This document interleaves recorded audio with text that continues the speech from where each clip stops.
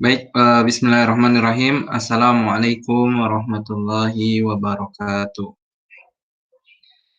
Sebelumnya, saya di sini akan mempresentasikan apa yang hasil yang saya sudah baca berkaitan dengan tugas ICT dalam pembelajaran bahasa Indonesia oleh dosen pengampu Bapak Heri Mulyono PhD.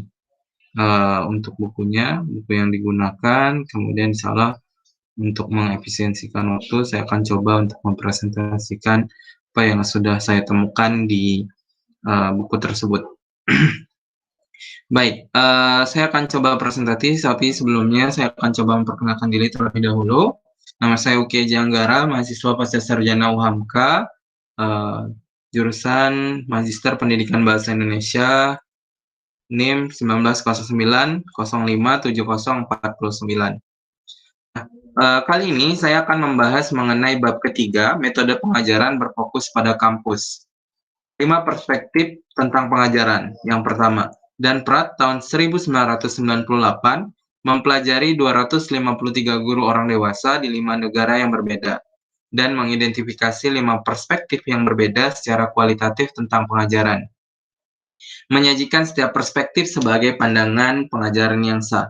Yang pertama itu ada transmisi, penyampaian konten yang efektif, pendekatan objektifis. Magang mencontohkan cara hidup, belajar dengan melakukan di bawah pengawasan.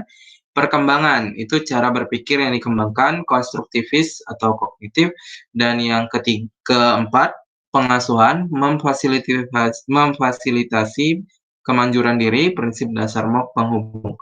Dan yang kelima, perspektif yang kelima itu ya ini reformasi sosial, mencari masyarakat yang lebih baik.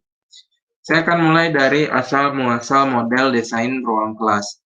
Nah, cara struktur institusi kita itu sangat mempengaruhi cara kita mengajar. Kita perlu memeriksa metode mana yang dibangun di sekitar model kelas yang masih sesuai dalam masyarakat saat ini. Dan yang lebih merupakan tantangan itu adalah apakah kita dapat membangun struktur kelembagaan baru atau yang dimodifikasi yang akan lebih memenuhi kebutuhan saat ini. Selanjutnya, kita masuk ke ceramah transmisif, belajar dengan mendengarkan. Kuliah oleh Blick 2000 menyatakan bahwa eksposisi yang kurang lebih terus-menerus oleh seorang pembicara yang ingin audiens mempelajari sesuatu. Definisi khusus ini penting karena tidak termasuk konteks di mana kuliah sengaja dirancang untuk disela oleh pernyataan atau diskusi antara instruktur dan siswa.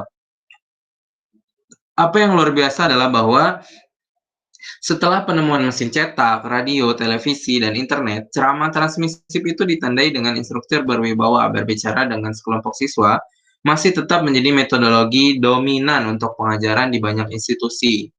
Bahkan di era digital di mana informasi tersedia dengan satu klik saja, dapat dikatakan bahwa apapun yang telah berlangsung selama ini pasti akan terjadi. Di sisi lain, kita perlu mempertanyakan apakah ceramah transmisif itu masih merupakan sarana pengajaran yang paling tepat, mengingat semua perubahan yang telah terjadi dalam beberapa tahun terakhir, dan khususnya mengingat jenis pengetahuan dan keterampilan yang dibutuhkan di era digital.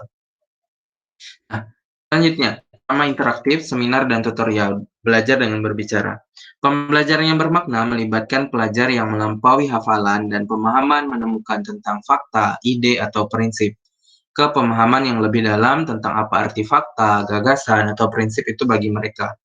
Martin dan Saljo yang telah melakukan sejumlah studi yang meneliti bagaimana mahasiswa benar-benar menjalani pembelajaran mereka membuat perbedaan antara pendekatan mendalam dan permukaan untuk belajar. Siswa yang mengadopsi pendekatan pembelajaran yang mendalam itu cenderung memiliki minat intrinsik sebelumnya pada subjek. Jadi motivasi mereka itu adalah belajar karena mereka ingin tahu lebih banyak tentang suatu topik. Siswa yang dengan pendekatan permukaan itu belajarnya lebih berperan seperti itu. Magang. Magang itu belajar sambil melakukan, learning by doing. Belajar dengan melakukan adalah salah satu dari 5 pendekatan pengajaran Pratt. Bloom dan koleganya ditunjuk keterampilan psikomotorik itu sebagai domain yang ketiga dari pembelajaran pada tahun 1956, terutama learning by doing, umum dalam mengajarkan keterampilan motorik. Seperti belajar mengendarai sepeda atau berolahraga, tetapi bisa juga contohnya dapat ditemukan di pendidikan tinggi, seperti praktik mengajar, magang medis, dan studi laboratorium. Faktanya, ada beberapa pendekatan atau istilah berbeda dalam tajuk luas ini, seperti pengalaman pembelajaran, pembelajaran kooperatif, pembelajaran petualangan, dan magang.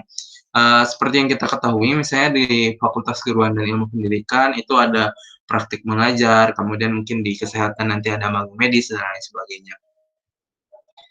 Nah, untuk model pengajaran magang itu dapat bekerja dengan baik dalam konteks tatap muka maupun online. Di sini kalau bisa hybrid ya, dalam artian menggabungkan antara yang tatap muka dengan online.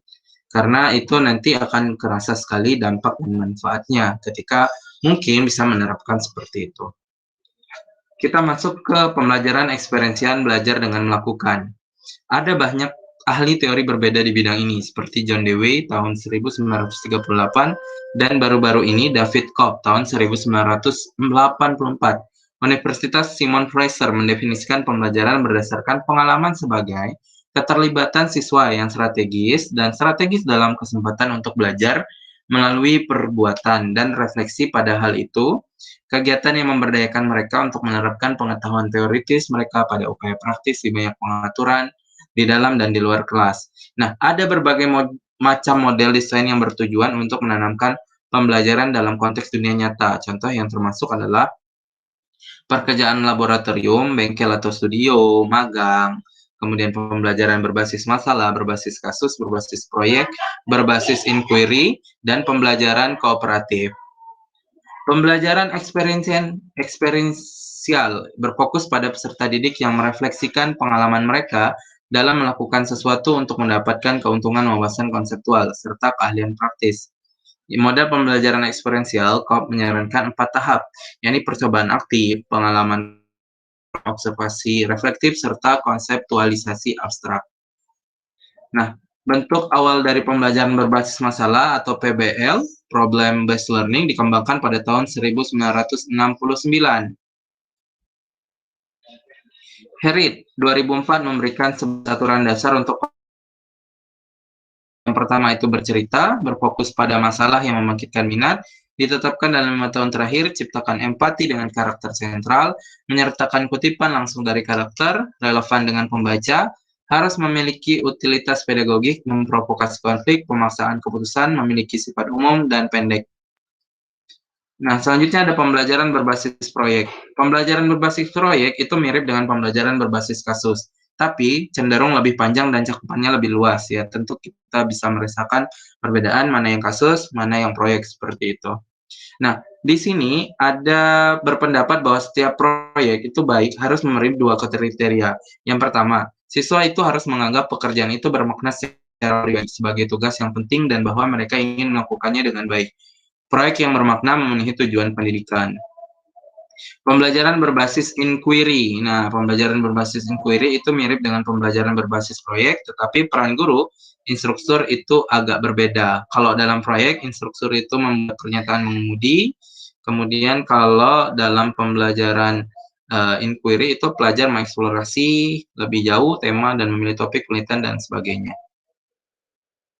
Nah, pembelajaran eksperiensial dalam lingkungan pembelajaran online. Para pendukung pembelajaran berdasarkan pengalaman ini sangat kritis terhadap pembelajaran online karena menurut mereka memang demikian mungkin untuk menanamkan pembelajaran dalam contoh nyata. Namun ini adalah penyertaan berlebihan dan di sana adalah konteks di mana pembelajaran online dapat digunakan dengan efektif untuk mendukung atau mengembangkan pengalaman belajar dalam semua variasinya. Kesimpulannya, di sini dapat di beberapa kita mengidentifikasi sejumlah keterampilan yang dibutuhkan.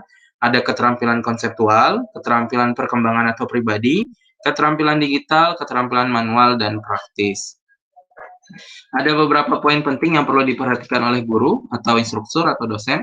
Yang pertama itu guru harus mampu mengidentifikasi atau mengenali keterampilan yang ingin mereka kembangkan dalam diri siswa mereka. Kemudian keterampilan ini seringkali tidak mudah dipisahkan, tetapi cenderung berbasis kontekstual dan seringkali terintegrasi.